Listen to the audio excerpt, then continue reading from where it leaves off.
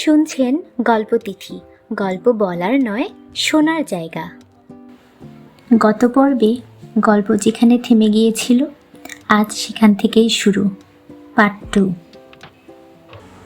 গ্রীষ্মকালে স্রোতবেগ মন্দ হইয়া ক্ষুদ্র গ্রাম্য নদীটি যখন বালুসজ্জার উপরে শীর্ণ হইয়া আসে, তখন সে যেমন অত্যন্ত স্বচ্ছতা লাভ করে, তখন যেমন প্রভাতের সূর্যালোক তাহার তলদেশ পর্যন্ত কম্পিত হইতে থাকে, বায়ুস্পর্শ তাহার সর্বাঙ্গ পুলকিত করিয়া তোলে এবং আকাশের তারা তাহার স্ফটিক দর্পণের উপর সুখ স্মৃতির ন্যায় অতি সুস্পষ্টভাবে প্রতিবিম্বিত করে, তেমনি হরসুন্দরীর ক্ষীণ জীবনতন্তুর উপর আনন্দময়ী প্রকৃতির প্রত্যেক আঙ্গুলি যেন স্পর্শ করিতে লাগিল এবং অন্তরের মধ্যে যে একটি সঙ্গীত উঠিতে লাগিল, তাহার ঠিক ভাবটি সে সম্পূর্ণ বুঝিতে পারিল না। এমন সময় তাহার স্বামী যখন পাশে বসিয়া জিজ্ঞাসা করিত, কেমন আছো, তখন তাহার চোখে যেন জল উছলিয়া উঠিত। রৌশীর্ণ মুখে তাহার চোখ দুটি অত্যন্ত বড় দেখায়।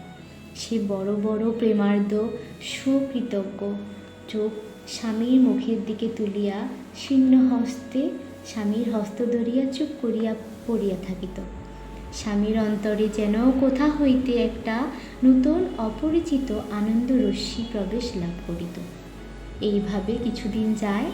একদিন রাত্রে ভাঙা প্রাচীরের উপরিবর্তী খর্ব অশ্বত্থ গাছের কম্পমান শাখান্তরাল হইতে একখানি বৃহৎ চাঁদ উঠিতেছে এবং সন্ধ্যাবেলাকার গুমট ভাঙিয়া হঠাৎ একটা নিশাচর বাতাস জাগ্রত হইয়া উঠিয়াছে।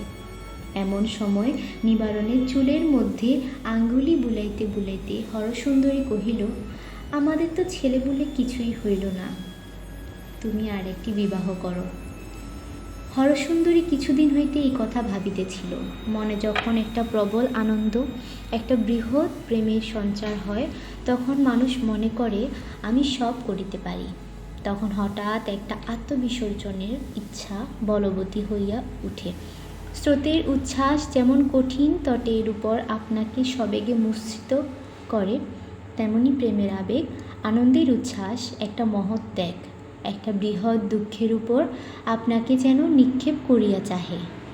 সেইরূপ অবস্থায় অত্যন্ত পুলকিত চিত্তে একদিন হরসুন্দরী স্থির করিত, আমার স্বামীর জন্য আমি খুব বড় একটা কিছু করিব। কিন্তু হায়, যতখানি স্বাদ ততখানি সাধ্য কাহার আছে? হাতের কাছে কি আছে? কি দেওয়া যায়? ঐশ্বর্য নাই, বুদ্ধি নাই, ক্ষমতা নাই, শুধু একটা প্রাণ আছে। সেটাও যদি কোথাও দিবার থাকে এখনই দিয়া ফেলি, কিন্তু তাহারই বা মূল্য কি? আর স্বামীকে যদি দুগ্ধ ফেনের মতো শুভ্র, নবনীর মতো কোমল, শিশু কন্দর্পের মতো সুন্দর একটি স্নেহের পুত্তলি সন্তান দিতে পারিতাম, কিন্তু প্রাণপণে ইচ্ছা করিয়া মরিয়া গেলেও তো সেই হইবে না। তখন মনে হইল স্বামীর একটি বিবাহ দিতে হইবে। ভাবিল, স্ত্রীরা ইহাতে এত কাতর হয় কেন? এই কাজ তো কিছুই কঠিন নহে। স্বামীকে যে ভালোবাসে, সপত্নীকে ভালোবাসা তাহার পক্ষে কি এমন অসাধ্য? মনে করিয়া বক্ষ স্ফীত হইয়া উঠিল। প্রস্তাবটা প্রথম যখন শুনিল নিবারণ হাসিয়া উড়াইয়া দিল। দ্বিতীয় এবং তৃতীয়বারও কর্ণপাত করিল না। স্বামীর এ অসম্মতি, এ অনিচ্ছা দেখিয়া হরসুন্দরীর বিশ্বাস এবং সুখ যতই বাড়িয়া উঠিল, তাহার প্রতিজ্ঞাও ততই দৃঢ় হইতে লাগিল। এদিকে নিবারণ যত বারংবার এই অনুরোধ শুনিল, ততই ইহার অসম্ভাব্যতা তাহার মন হইতে দূর হইল এবং গৃহদ্বারে বসিয়া তামাক খাইতে খাইতে সন্তান পরিবৃত গৃহের সুখময় চিত্র তাহার মনে উজ্জ্বল হইয়া উঠিতে লাগিল। একদিন নিজেই প্রসঙ্গ উত্থাপন করিয়া কহিল, বুড়া বয়সে একটি কচি খুকিকে বিবাহ করিয়া আমি মানুষ করিতে পারিব না। হরসুন্দরী কহিল, সেজন্য তোমাকে ভাবিতে হইবে না, মানুষ করিবার ভার আমার উপর রহিল। বলিতে বলিতে এই সন্তানহীনা রমণীর মনে একটি কিশোর বয়স্কা সুকুমারী লজ্জাশীলা মাতৃক্রোড়া হইতে সদবিচ্যুতা নববধূর মুখচ্ছবি উদয় হইল এবং হৃদয় স্নেহে বিগলিত হইয়া গেল। নিবারণ কহিল, আমার আপিস আছে, কাজ আছে, তুমি আছো, কচি মেয়ের আবদার শুনিবার অবসর আমি পাইব না।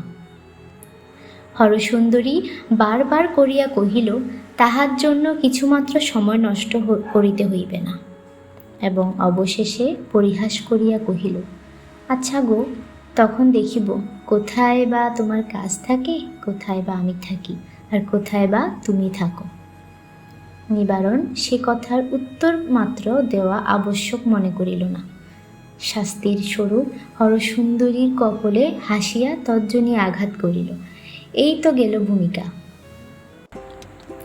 ধন্যবাদ আপনাকে এতটা সময় গল্পতিথিকে শোনার জন্য।